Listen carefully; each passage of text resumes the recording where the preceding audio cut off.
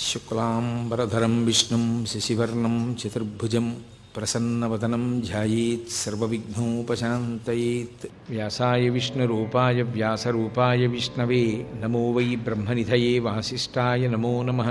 విమలపటి కమలకుటి పుస్తకరుద్రాక్షసస్తహస్తపుటి కామాక్షి పక్ష్మలాక్షి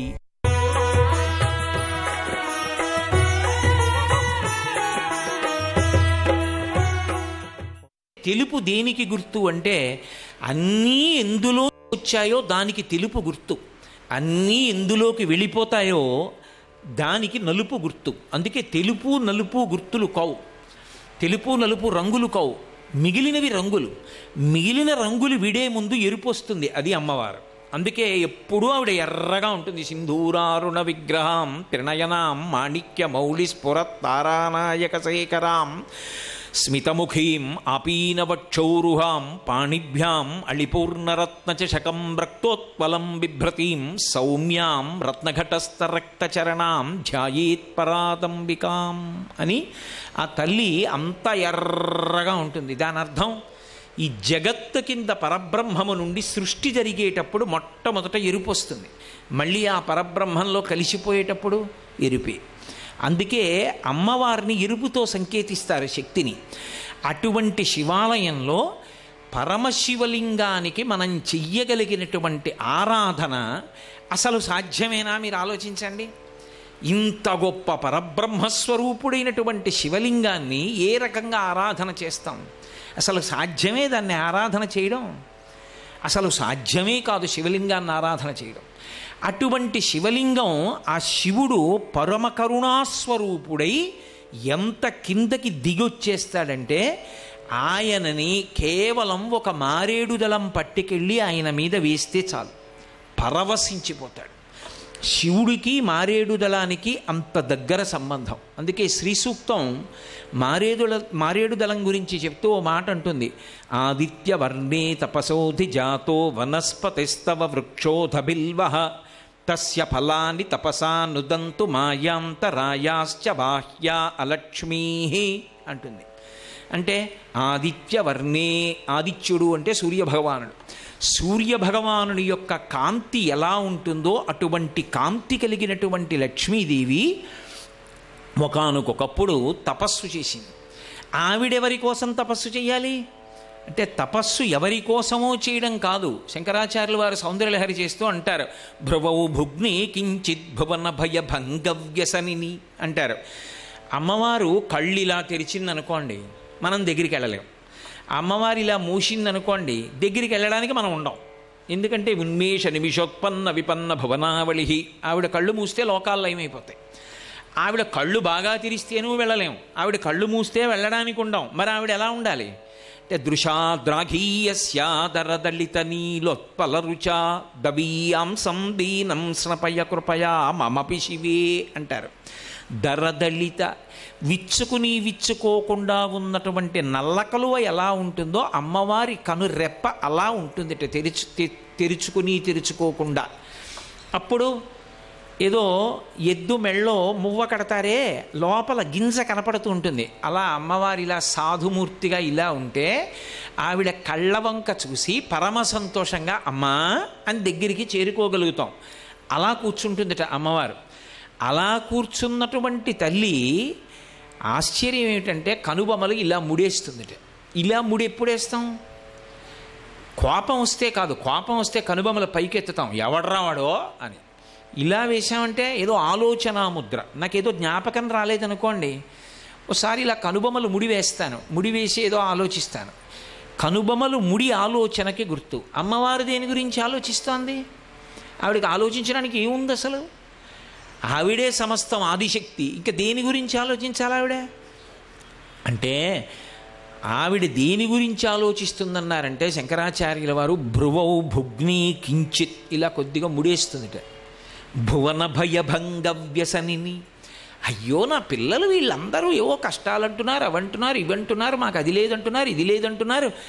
జగదంబని ఆదిశక్తిని నేనున్నాను, నా దగ్గరికి రాడేరా వీడు?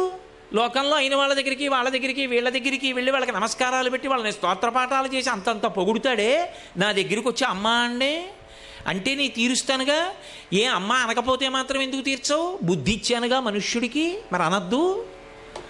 అందుకని అమ్మవారట వాడు ఎందుకురా నా పాదం పట్టుకోడు అసలు అని ఆలోచిస్తుందిట. అందుకని భ్రువవు భుగ్నీ కించిత్ భువన భయభంగ వ్యసనిని అంటారు. అలా కనుబొమలు వేసి ముడివేసి ఉన్నటువంటి తల్లి మన క్షేమం గురించి ఆలోచిస్తుంది. అలా ఆలోచించడమే ఆవిడ తపస్సు. ఆదిత్యవర్ణే తపసోధి జాతో, వీళ్ళని ఉద్ధరించడానికి నేను ఒక గొప్ప పదార్థాన్ని సృష్టించాలి. చతుర్ముఖ బ్రహ్మగారి సృష్టిలో లేదా పదార్థం. బ్రహ్మగారి సృష్టిలో లేనివి తరువాతి కాలంలో కొన్ని సృష్టి జరిగినవి వేదం చెప్పింది. గోవు అలా వచ్చింది. గోవు బ్రహ్మగారి సృష్టిలోది కాదు. అందుకే గోవు సాక్షాత్ పరదేవతా స్వరూపం. కాంచీపురం వెళ్ళి కామాక్షికో, శృంగేరి వెళ్ళి శారదకో అరటిపండు తినిపిస్తానంటే అసలు అంతరాలయంలో వెళ్ళడానికి కుదురుతుందా? కుదరదు. కానీ ఎప్పుడైనా జీవితంలో కామాక్షి పరదేవతకి ఒక అరటిపండు పెడితే ఆవిడ ప్రశాంతంగా ఇలా అరమోట్ప కన్నులతో ఆవిడ అరటిపండు తింటూ ఉంటే, పక్కన వీణ సరస్వతీదేవి వాయిస్తుంటే, వీణానాద నిమీలితార్ధనయనే విప్రస్థచూళింబరే అని ఆవిడ ఇలా ఇలా తల కదుపుతూ అరటిపండు తింటుంటే, చెవి తాటంకములు ఊగితే, ఆవిడ బుగ్గల్లో ప్రతిబింబములు కనపడుతూ ఉంటే చూడాలని నీకు అనిపిస్తే ఒక ఆవు దగ్గరికి వెళ్ళి అరటిపండు పెట్టు. అది తినడం అలాగే తింటుంది. అరటిపండు పెడుతుంటే పరమ సాధువుగా నవ్వులతో చక్కగా ఇలా అరమోట్పు కన్నులతో చూస్తుంది. ఆ అరటిపండు ఆవుకు పెడితే నువ్వు కామాక్షికి పెట్టినట్టే. అన్ని ఆశ్రమముల వాళ్ళు, అన్ని వర్ణముల వాళ్ళు అధికార భేదం లేకుండా పరదేవత పాదములు పట్టుకోవడానికి వీలుగా వచ్చినటువంటి ప్రాణి గోవు. గోవు బ్రహ్మగారి సృష్టిలో రాకపోయినా ఎంత గొప్పదో, అలా మారేడు చెట్టు బ్రహ్మగారి సృష్టిలోంచి వచ్చింది కాదు, లక్ష్మీదేవి సంకల్పంలోంచి వచ్చింది. అది ఆదిత్యవర్ణే తపసోధి జాతో వనస్పతిస్తవ వృక్షోధ బిల్వ. వనస్పతి స్వరూపం. వనస్పతి స్వరూపం అంటే కొన్ని పువ్వులు లేకుండానే కాయలు పళ్ళు వస్తాయి. పనస ఉందనుకోండి, పనస పువ్వులు లోకంలో ఉండవు. పనస పువ్వు పూచి తర్వాత పిందె వేసి కాయదు, పండు పండదు. పనస తిన్నగా పిండి వచ్చేస్తుంది అంతే కాండానికి. అలాగే మేడి చెట్టు, ఆ మేడి చెట్టుకి పళ్ళు వస్తాయి, మేడి పళ్ళు. మేడి పండు చూడ మేలిమై ఉండును, పొట్ట విప్పి చూడ పురుగులుండు అని చిన్నప్పుడు పద్యాలు చదివాం కదా. ఆ మేడి చెట్టుకు వచ్చేటటువంటి పండు పువ్వు లేకుండా వస్తుంది. పువ్వు లేకుండా వచ్చినవి వనస్పతి, పువ్వుతో వచ్చినవి కూడా వనస్పతి. కానీ వనమునకు రాజు. మారేడు దళం అంత గొప్పది. అంత గొప్పదైనటువంటి మారేడు దళం, ఆ మారేడు చెట్టు లక్ష్మి యొక్క అనుగ్రహంతో వచ్చింది. అందుకే బిల్వ నిలయాయై నమః. ఆమె బిల్వమునందు ఉంటుంది లక్ష్మీదేవి. అసలు లక్ష్మీదేవి 5 స్థానముల యందే ఉంటుంది. అవి 5 ఆవిడ స్థానాలు. ఆ 5టిలో మొట్టమొదటిది ఏది అంటే బిల్వం, రెండవది ఏది అంటే పద్మం, మూడవది ఏది అంటే ఏనుగు యొక్క కుంభస్థలం, నాలుగవది ఏది అంటే ఆవు యొక్క వెనకతట్టు. అందుకే వెనకాతల పూజ చేస్తాం ఆవుకి. 5 సువాసిని పాపట ప్రారంభ స్థానం. సువాసిని ఇక్కడ బొట్టు స్నానం చేసేటప్పుడైనా మరుగుపడుతుందేమో చెమట పట్టి, కానీ ఇక్కడ బొట్టు మరుగున పడకూడదు. దాని మీద శంకర భగవత్పాదులు శ్లోకమే చేశారు సౌందర్యలహరిలో, సీమంతోన్నయనము అని. కాబట్టి ఇక్కడి బొట్టు లక్ష్మీ స్థానం. ఎవరికి? భర్తకి. భర్తకి కలిసి రావడం అన్నది ఎక్కడ ఉంటుందంటే భార్య వల్ల ఉంటుంది. అందుకే పులోమజార్చిత అని ఒక నామం లలితా సహస్రంలో. ఇంద్రుడి భార్య పులోమజ. ఆవిడ లలితాపరాభట్టారికా స్వరూపాన్ని ఆరాధిస్తుంది కాబట్టి ఇంద్రుడు ఎప్పుడూ ఇంద్ర పదవిలో ఉండగలుగుతున్నాడు. భార్య భర్తకి లక్ష్మీస్థానం. ఎలా? ఇక్కడ బొట్టు చేత. ఈ పాపట ప్రారంభ స్థానమునందు బొట్టు ఉండాలి. అందుకే పాపిడి కొండలు వాటి పేరు. గోదావరి మధ్యలో ఆ కొండ వస్తే గోదావరి పాపిడి తీసినట్టుగా, పాపట అంటే మధ్యలో గీతలా తీసి కురులను అటు ఇటు దువ్వుతారు. అలా దువ్వడం సీమంతోన్నయనము అన్న ఉత్సవానికి అర్థం ఏమిటంటే అది భర్త దువ్వాలి ఆ రోజున. అది కూడా ఎలా దువ్వాలి అంటే మామూలు దువ్విన పట్టుకొచ్చి దువ్వడం కాదు. అడవి పంది, ముళ్ళ పంది యొక్క ముళ్ళు తీసుకొచ్చి ఆ ముళ్ళుతోటి పాపట తీయాలి. పాపట తీసి కురులను అటు ఇటు విప్పి సీమాంతము, సీమ అంటే ఇక్కడతో అంతము, హద్దు, ఇక్కడ వరకు దువ్వి కురులను అటు ఇటు తీసి జుత్తు ఎత్తి ముడివేస్తాడు భర్త. అలా ముడివేస్తే ఆమెకు గర్భమునకు కూడా రక్ష. అది సీమంతోన్నయనం. అంతేగాని మీరెన్ని రకాల స్వీట్లు అట్టుకొస్తారు, మేమెన్ని రకాల స్వీట్లు అట్టుకొస్తాం కాదు. సీమంతోన్నయనము అంటే అది అలా చెయ్యమని శాస్త్రం. కాబట్టి ఆ పాపట యొక్క ప్రారంభ స్థానము లక్ష్మీదేవి యొక్క స్థానం. అందుకని ఈ 5 స్థానముల యందు లక్ష్మీదేవి ఉంటుంది. అందుకని బిల్వ నిలయాయై నమః, లక్ష్మీదేవి అందులో ఉంటుంది. దాని కింద కూర్చుని ఉంటుంది ఎప్పుడు ధ్యానంలో. అందుకే దర్శనం స్పర్శనం పుణ్యం, దాన్ని ముట్టుకున్న దర్శనం చేసిన పుణ్యం. చీకటి పడితే ముట్టుకోకూడదు ఇంకా. కాబట్టి అటువంటిది ఎంత గొప్ప చెట్టు వచ్చింది అంటే ఆదిత్యవర్ణే తపసోధి జాతో వనస్పతస్తవ వృక్షోధ బిల్వః తస్య ఫలాని తపసా నుదంతు మాయాంతరాయాశ్చ బాహ్యా అలక్ష్మీ. ఆ చెట్టుకి కొంత గొప్పతనం ఉంది. అందుకే దానికి బిల్వం అని పేరు. బిల్వం అంటే ఏంటంటే శరీరమునందు బిలస్వరూపంగా ఏర్పడి ముక్క ముక్కలుగా శరీరం ఊడిపోయేటట్టు చెయ్యగలిగిన వ్యాధి కుష్ఠవ్యాధి. తెల్లమచ్చలు వచ్చి కన్నాలు కన్నాల కింద పడి వేళ్ళు అవి ఊడి పడిపోతాయి, శరీరము హరింపబడుతుంది. అంత భయంకరమైన వ్యాధి కుష్ఠవ్యాధి. ఆ కుష్ఠవ్యాధిని కూడా పోగొట్టగలిగినటువంటి ఓషధీ శక్తి ఎందులో ఉంది అంటే బిల్వమునందుంది, మారేడు దళంలో ఉంది. అందుకని దానికి బిల్వం అని పేరు కాదు. దానికి నటుడి యొక్క లక్షణం ఉంటుంది బిల్వానికి. నటుడు ఏం చేస్తాడు? ఇవాళ ఒక పాత్రలో ఉంటాడు. మీరు శోభానాయుడు గారి నృత్యం చూసి ఉంటారు.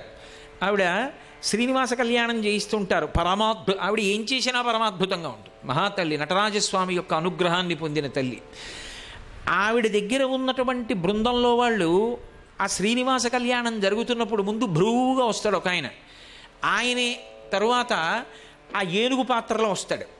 ఆ ఏనుగు పాత్ర అయిపోయిన తర్వాత ఆఖరణ చిలికెత్తెగా వచ్చి శ్రీనివాస కళ్యాణం జరుగుతున్నప్పుడు ఆ ముగ్గులు వేస్తున్నట్లు సంతోషంగా తోరణాలు కడుతున్నట్లు నటిస్తాడు. ఉన్నది ఒక్క పిల్లే. ఆ పిల్లే ఇన్ని పాత్రలు పోషిస్తుంది. ఆ లోపలికెళ్ళి పైన వేసుకున్నటువంటి ఆ అలంకారణ తీసేసి కొత్త అలంకారం చేసేసుకుని వచ్చేసి ఆ పాత్ర పోషించేస్తుంటుంది. అలా బిల్వమునకున్న లక్షణం ఏమిటంటే అది బహుభంగిమల మారుతుంది. అది ఎలా మారుతుందండి అని అనుమానం రావచ్చు. 3 ఆకులతో ఉంటుంది, ఒక్కొక్కచో 5 ఆకులతో ఉంటుంది, ఒక్కొక్కచో 9 ఆకులతో ఉంటుంది, ఒక్కొక్కచో 11 ఆకులతో కూడా ఉంటుంది. నేను సాలూరు ఉపన్యాసానికి వెళ్ళాను. అక్కడ ఇంతంత బిల్వం ఇటుపక్క నుంచి ఇటుపక్క నుంచి ఇటుపక్క నుంచి ఇటుపక్క నుంచి వచ్చి 15 ఆకులతో కూడుకున్నటువంటి బిల్వం. అది ఎలా అయినా బతికించాలని మా మోహన్ రావు కాకినాడ తీసుకొచ్చి ప్రయత్నం కూడా చేశారు. కాబట్టి అదిగో అంత పెద్ద పెద్ద బిల్వం వస్తుంది. మీరు శ్రీశైలం వెడితే శ్రీశైలంలో హాటకేశ్వరం అని ఒక క్షేత్రం. ఇప్పటికీ పరమభక్తి తత్పరులైనటువంటి వ్యక్తులు ఆ దేవాలయంలోకి వెడితే శివలింగం బంగారు రంగులో కనపడుతుంది అంటారు. మీరు ఎప్పుడైనా చూడండి, హాటకేశ్వరం దేవాలయం ద్వారం దగ్గరికి వెళ్ళి నిలబడి ఇలా భుజం దానికి తగల్చండి, చల్లగా ఉంటుంది బయట ఎంత ఎండగా ఉన్నా కూడా. అదో పరమాద్భుతమైన దేవాలయం, అన్ని దేవతా వృక్షాలు. అందుకే అక్కడ సేవించిన వాళ్ళకి సంతానం లేని వాళ్ళకి కూడా సంతానం కలుగుతుందంటారు. ఈ మధ్యనే నిరూపణమైంది కూడా, ఒక వ్యక్తికి కవల పిల్లలు పుట్టారు కూడా. కాబట్టి హాటకేశ్వరం అంత గొప్ప క్షేత్రం. అక్కడ బహుబిల్వం ఉంటుంది స్థలవృక్షంగా. కానీ దేవాలయాల్లో బిల్వాలు ఇంటికి తెచ్చి అందరికీ చూపిద్దామని కోసుకొచ్చేసి చెట్టు చంపేసి చేయకూడదు. వెళ్ళిన వాళ్ళందరూ పీకేస్తే అదే ఉంటుంది. ఇంకా అసలు అలా కోసి తేకూడదు దేవాలయంలో, దేవాలయం కోసమే. కాబట్టి బిల్వము బహుభంగిమల పొందుతుంది. బిల్వానికి ఉన్న లక్షణం ఏమిటంటే ఆ పండు యొక్క గుజ్జు తిని కొంతకాలం దీక్షలో ఉంటారు. ఉండి ఆ మారేడు ఫలంతో హోమం చేస్తారు. అలా హోమం చేస్తే లక్ష్మీ కటాక్షం వస్తుంది. కాదు, బిల్వానికి ఒక గొప్పతనం ఉంది.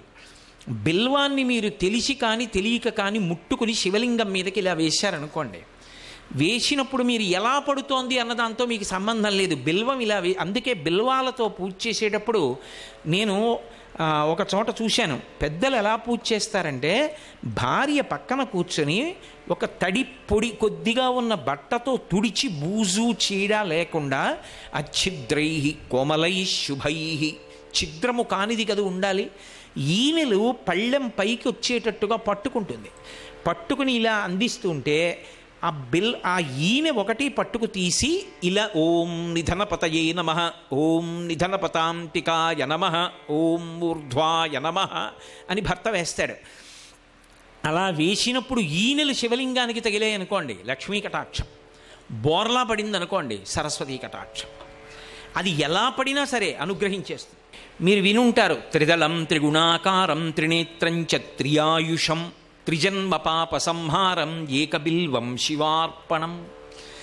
త్రిదళం 3 ఆకులుండి, త్రిదళం త్రిగుణాకారం త్రినేత్రం చ త్రియాయుషం. ఒక్క బిల్వదళాన్ని కానీ ఇలా వేస్తే శివలింగం మీద పడిందనుకోండి, అది త్రియాయుషాన్ని ఇస్తుంది. త్రియాయుషం అంటే 3 ఆయుర్దాయాలు చూస్తాడు. ఏమిటి 3 ఆయుర్దాయాలు? బాల్యము, కౌమారము, యవ్వనము. బాలారిష్టమని కొంతమంది చిన్నపిల్లలుగా ఉండగానే వెళ్ళిపోతారు. ఆ తర్వాత కొంతమంది ఏదో ప్రమాదవశాత్తు వెళ్ళిపోతుంటారు. కొంతమంది యవ్వనంలో ఏ సముద్రంలో ఈత కొట్టడానికి వెళ్ళో ఎక్కడో ప్రమాదంలో వెళ్ళిపోతుంటారు, లేదా అనారోగ్య కారణాల చేత వెళ్ళిపోతూ ఉంటారు. కానీ ఈ 3 ఆయుర్దాయాలు దాటి 4వ ఆయుర్దాయంలో ఉండి 3 ఆయుర్దాయాలు చూడాలంటే, అంటే నేను 3 ఆయుర్దాయాలు చూడాలంటే నేను బాలుడిగా నన్ను నేను తెలుసు, కౌమారం తెలుసు, నా యవ్వనం తెలుసు, ఇప్పుడు నేను ఇందులో ఉన్నాను, వార్ధక్యంలో ఉన్నాను.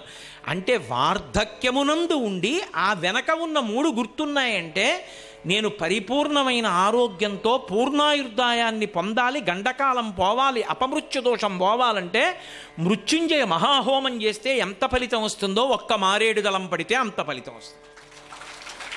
కాబట్టి త్రిదళం త్రిగుణాకారం త్రినేత్రం చ త్రియాయుషం త్రిజన్మ పాప సంహారం ఏకబిల్వం శివార్పణం. నమ్మి ఒక్క బిల్వదళాన్ని వేస్తే 3 జన్మల పాపములు కాలిపోతాయి. ఏమంటే అలా జరుగుతుందా? ఒక్క బిల్వదళం వేస్తే కాలిపోతాయా? పెద్ద దూది పర్వతం ఉంది, ఒక నిప్పు నెరుసు చాలదా కాలిపోవడానికి? ఒక్క నెరుసే కదండి, దూదంతా ఎందుకు కాలిపోతుందండి? దూది పర్వతం అంతా అంటే ఒక నెరుసు చాలు కాలిపోవడానికి. పెట్రోల్ బంకు దగ్గరికి వెళ్ళి సెల్ ఫోన్ మాట్లాడండి, అయ్యా దయచేసి ఇక్కడ మాట్లాడకండి అంటారు. సెల్ ఫోన్ మాట్లాడుతున్నప్పుడు వస్తున్నటువంటి రేడియేషన్ చాలు పెట్రోల్ బంక్ అంటుకోవడానికి. అగ్ని పైకి కనపడదు, కానీ పెట్రోల్ బంక్ వాళ్ళు భయపడుతున్నారా లేదా? సెల్ ఫోన్స్ మాట్లాడకండి అని చెప్తుంటారు. కాబట్టి అంత 3 జన్మల పాపాన్ని కూడా తొలగదోయగలిగినటువంటి శక్తి దేని చేత అంటే ఆ బిల్వదళం వెళ్ళి పరమశివలింగం మీద పడితే. కాదు, అంతకన్నా గొప్ప శక్తి కాదు అంటే అది లేదు అని కాదు దాని అర్థం, అదే కాదు అని. అన్నీ వాచికంగా అదే ఇలా అని అనక్కర్లేదు, ఒక మాట ప్రయోగిస్తే దాన్ని అర్థం చేసుకోవాలంతే. కాబట్టి ఏం చేస్తుంది మారేడు దళము అంటే, ఆదిత్యవర్ణే తపసోధి జాతో వనస్పతిస్తవ వృక్షోధ బిల్వః తస్య ఫలాని తపసా నుదంతు మాయాంతరాయాశ్చ బాహ్యా అలక్ష్మీ. అది ఇంద్రియముల చేత ఏ కార్యకలాపములు జరుగుతాయో అవి పరిశుద్ధమై పుణ్యముతో కూడుకున్నవై నిచ్చెన ఎక్కినట్టు ఎక్కి ప్రతిబంధకములు తొలగించుకొని పరమేశ్వర పదమునందు ప్రయాణం చేసి ఆయన్ని చేరుకోవడానికి కావలసినటువంటి పుణ్యాన్ని మూట కట్టి అందిస్తాయి. అయోమయంగా ఉంది నీ మాట అని అనుకుంటారు. నేను మీకు ఒక ఉదాహరణ చెప్తాను. ఈ కంటికి ధర్మం ఏమిటి? చూడ్డం. అది చూస్తుంది, అది దాని లక్షణం. కన్ను ఉన్నదే ఎందుకు? నేను ఇలా చూస్తున్నాను అనుకోండి, కన్ను చూస్తుంది. కన్ను చూడడం వల్ల పాపం వస్తుందా? మనసులో ఉన్న సంకల్పం చేత పాపం వస్తుందా? కన్ను చూడడం చేత పాపం ఎప్పుడూ రాదు. దేని చేత పాపం వస్తుందంటే మనస్సు ఎలా చూస్తోందన్న దాన్ని బట్టి పాపం వస్తుంది. సీతమ్మ శిశుపావృక్షం కింద కూర్చుంది, పైనుంచి హనుమ చూస్తున్నారు, ఎదురుగుండా రావణుడు చూస్తున్నాడు. ఎవడి 10 తలలు తెగిపోయాయి? రావణుడి 10 తలలు తెగిపోయాయి. ఎందుకు తెగిపోయాయి? చూడకూడని చూపు చూశాడు. పైన కూర్చున్న ఆయన చూశారు. ఆయన భవిష్యత్ బ్రహ్మ అయ్యారు, చిరంజీవి అయ్యారు, పక్కన దేవాలయంలో ఉన్నారు. ఒక్కసారి నమస్కారం చేస్తే అమిత్రాణం భయకరో మిత్రాణం అభయంకర. భగవద్విరోధుల పాలిట ప్రబల శత్రువు, భగవద్భక్తుల పాలిట సర్వకాలములయందు రక్షకుడు. తమస్మిన్ కార్య నిర్యోగే ప్రమాణం హరిసత్తమా రాఘవస్తత్సమారంభాత్ మయ్యత్న పరో భవేత్ అని సీతమ్మ తల్లి అంతటిది అడిగింది. అంతటి మహానుభావుడయ్యాడు. ఇప్పుడు చూపు తప్పైతే ఇద్దరూ చూశారు. చూపు తప్పు కాదు, మనసు ఇంద్రియంతో కలిసినప్పుడు ఏ భావన పొందిందన్నది ప్రధానం. నేను ఎవరి వంకో అలా చూస్తున్నాను అనుకోండి, ఏమిటండి ఆయన అలా చూస్తున్నాడు అని అనుకోవచ్చు. కానీ నేను అలా చూస్తున్నప్పుడు ఓ నా తల్లి కామాక్షిని నేను పొద్దున్న పూజ చేసేటప్పుడు ఎలా చూస్తానో ఆ తల్లి కామాక్షి చేతులు, మా అమ్మ చేతి గాజులు, మా అమ్మ చేతి ఉంగరం, మా అమ్మ నా ఎదురుగుండా కూర్చుంది, ఇలాగే ఉంటుంది మా అమ్మ అని అనుకుంటూ నేను చేతుల వంక చూస్తున్నాను అనుకోండి. ఇప్పుడు కన్ను చూస్తోంది, మనసు అనుసంధానం అవుతోంది. నేను తరిస్తున్నానా పాడవుతున్నానా? బయట వాళ్ళు ఎవరైనా నన్ను చూస్తే ఆయన ఏమిటంటే అలా చూస్తున్నాడు ఆవిడ వంక, ఆవిడ చేతుల వంక అనుకోవచ్చు. కానీ నేను తరిస్తున్నాను. ఎందుకని? నేను ఎవరో ఒక ఆడవారి చేతులు, ఆ చేతి గాజులు కాదు చూస్తున్నది, కామాక్షి పరదేవత చేతుల్ని చూస్తున్నాను.